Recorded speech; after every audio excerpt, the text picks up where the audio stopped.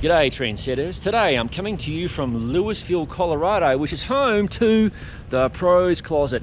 That rather nondescript building houses the Pros Closet. And I'm being toured through the Pros Closet by a good mate of mine, Sean Sullivan, aka Sully. So enough claptrap, let's get going with the tour. Thanks, mate. Hi Gravel Cyclist fans, welcome to the Pros Closet. We're excited to have you here. We're going to give you a tour, show you around, show you what we do here. Let's get started.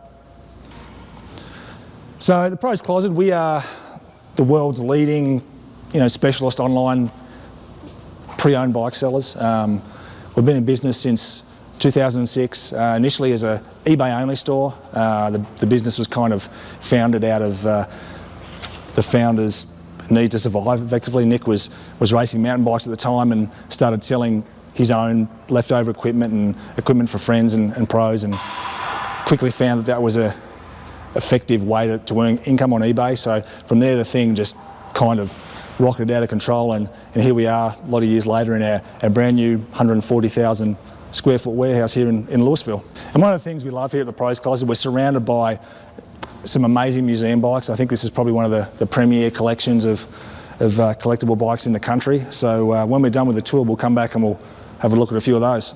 Okay, so here we are in our operations department. So this is really the heart of our business. What you see here on the racks are bikes that are getting prepped, ready to go up for sale. A lot of bikes there, various stages of repair and recondition.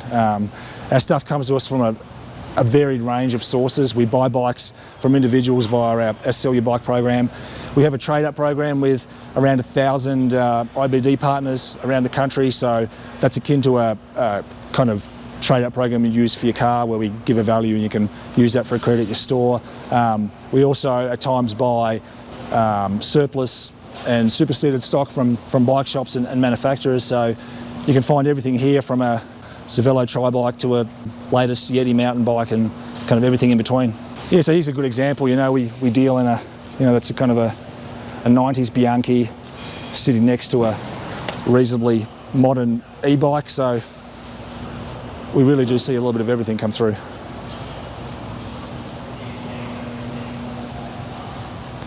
A red hot flame paint job on this Waterford.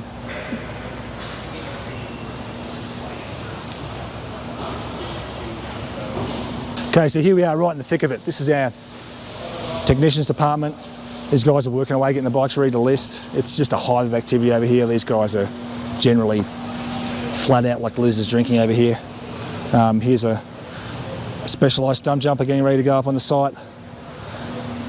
Here's one of our best guys, Mike, getting this one set.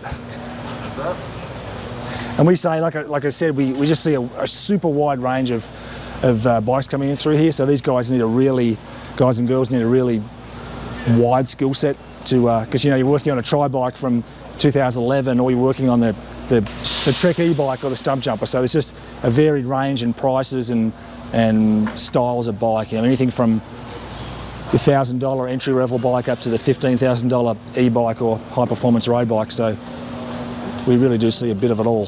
So one thing we do here, because in our business, at the end of the day, we're still wrenching on bikes and throwing spans at things. It's still a very manual process, but moving the bikes on these stands so it works like a manufacturing line really helps efficiency. So the bikes are never really touching the ground. They're just moving from station to station, rolling on these racks. So these folks over here prepping the bikes to get everything working as optimal as we can. We've really got everything standardised here with these really neat and tidy workstations. These folks really have everything they need without having to walk more than 2 steps. So it makes all the stations standardised as well, so they can swap from one to the other.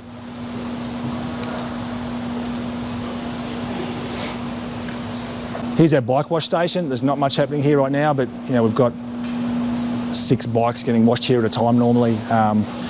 These are kind of almost like a modified kind of dog wash station. So launch the bike up there, spray away, all drains out nicely, doesn't make much mess. Okay, so here we are in the intake department. This is where all our bikes come in, obviously, shipped to us from all around the country. Customers pack these bikes themselves, so sometimes there's a few creative things that we find in the unpacking process, but the folks here are responsible for taking the bike out of the box, checking it, making sure everything's okay, nothing's broken, nothing's got damaged on the way here, and then it gets pushed over to operations to start the refurbishment. One thing we've found here in the new warehouse is that we're struggling to get across in adequate time, so we've taken to using the razor scooters to get from one side of the warehouse to the other. So here we are in our photography department. This is where the photo magic happens.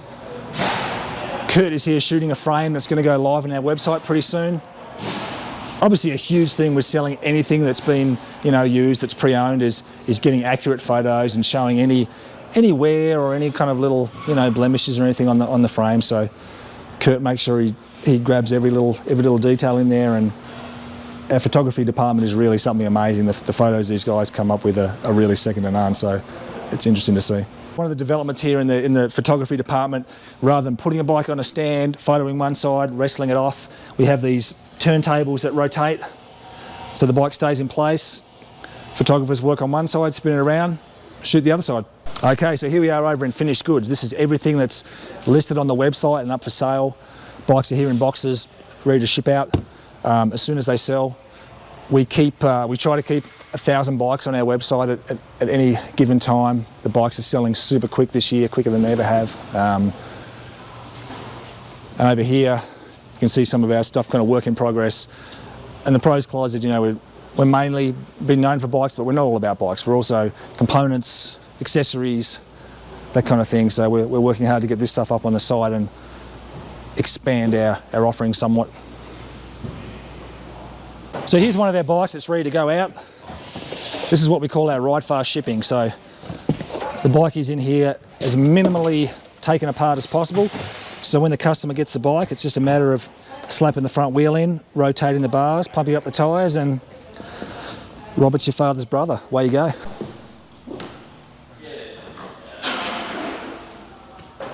So one thing we're working on here during the pandemic, sourcing bike boxes can be an issue for customers to get the bikes to us. So we've got a kind of a cool project in the works where we're developing what we call an origami box that folds up, that we can send out to our customers, that they can then pop a bike in, ship to us. And the beauty of it, I think more than anything, is that it's reusable, so it's sustainable. That box can be used 15, 20 times to get bikes into us. So it's a great way to cut down on the cardboard waste. Okay, so one thing we use a lot of here is air.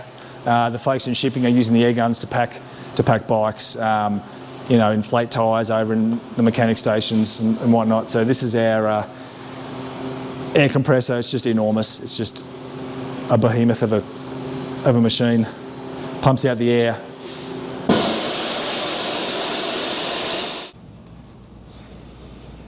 Okay, so here we are now over in our offices. We literally just moved in here recently, so everything's still getting set up.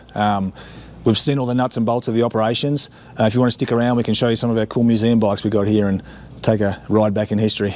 So just to show you that not everything that is new, this is one of Charlie Cunningham's bikes from many years ago, and he was just really ahead of his time. It strikes me sometimes how much these bikes resemble what a lot of you are all using as gravel bikes right now. And Charlie made this bike for his partner Jackie many years ago, and it's not too far away from what we're seeing these days.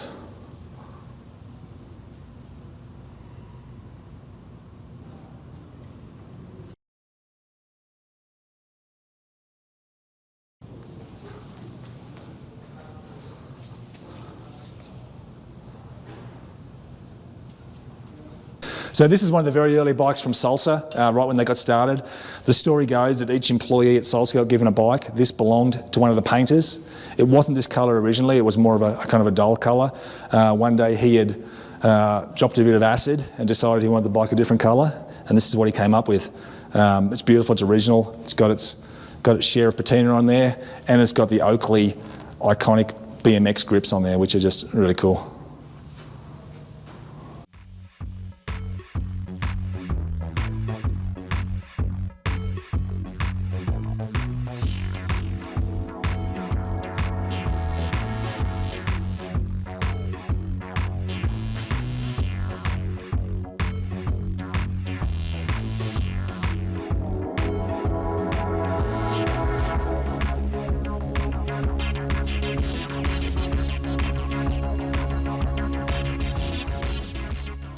So this is probably my favourite bike we've got here in the museum. This is Davis Finney's bike from the '84 LA Olympics, the bike that he rode that day. He was the favourite to win the race, didn't win the race. It was that classic finish between Alexi Greywall and Steve Bauer. This bike came to us via a collector. Davis lives here in town, of course. He came in when we got the bike and kind of authenticated that it was his. The one thing that he said that it was missing was the original seat and seat post, because these guys would use the same seat and seat post on multiple bikes and keep it with them. But then a few days later, Davis walked into the shop with this seat and seat post in his hand that he found in his shed. So that's the original seat and seat post from the Olympics, even with his original piece of electrical tape on there from 1984 to mark his position. So this bike has just got a lot of history, and if this one could talk, had a lot of good stories, I'm sure. So here's another example of not everything being new that is new. This is kind of one of the first examples of a fat bike. Rather than having a fat wheel, it's just got two rims tack welded together with dual tyres on there. This one was actually made for a Iditarod bike race they had, maybe only once or a couple of times. One of the issues was there was very little clearance with the chain and the tyre, so they had to actually buzz off all the knobs of the tyre so the chain would clear. And this was made by Clark Kent, which was kind of a pretty famous builder here in Denver.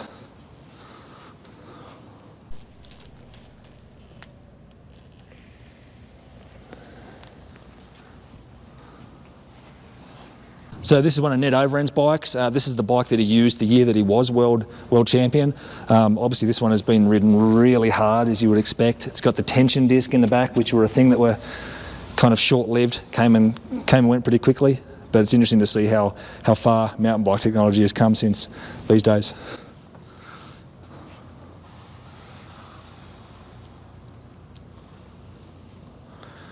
Here's a kind of early example of some carbon bonded technology. This is a Tomac edition Raleigh. Wasn't a bike that Tomac used, but had his name on it. Same deal, the tension disc, which were just notorious for going out of true, and super loud. You could hear those things coming down the trail from a mile away. And here we are. This is Missy Jovie's Yeti. This was actually her downhill bike.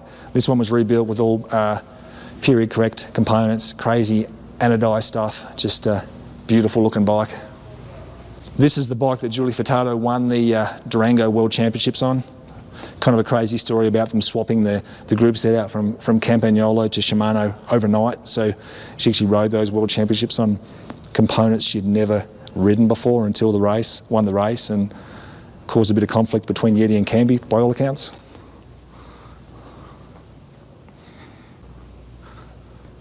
And then to me, nothing says more about the early days of mountain biking flair than this paint job on Tinker Juarez's Klein Adroit, just crazy.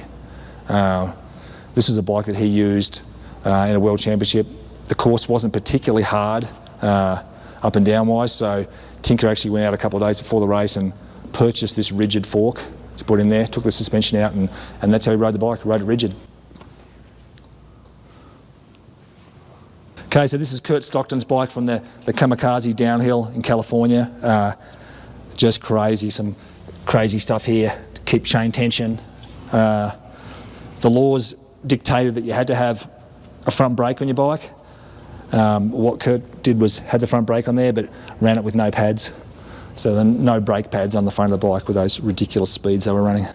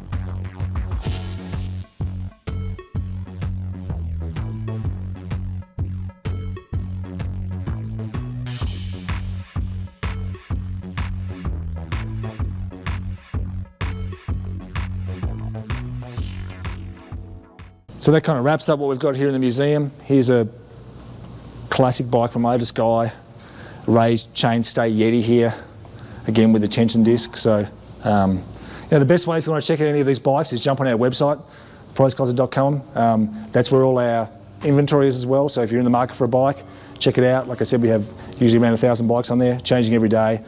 So check us out. Thanks for the visit. Well, folks, thanks for your time, Sally, mate. I really appreciate that. Thank you for watching. I hope you found today's tour of the Pros Closet to be interesting, and obviously bonus footage of the museum. As always, thank you for watching. If you haven't already, please consider subscribing to the Gravel Cyclist YouTube channel for interesting content such as this, ride experience videos, product reviews, no bull bike reviews and other madness. That's all is released to the channel. I'll see you in the next video.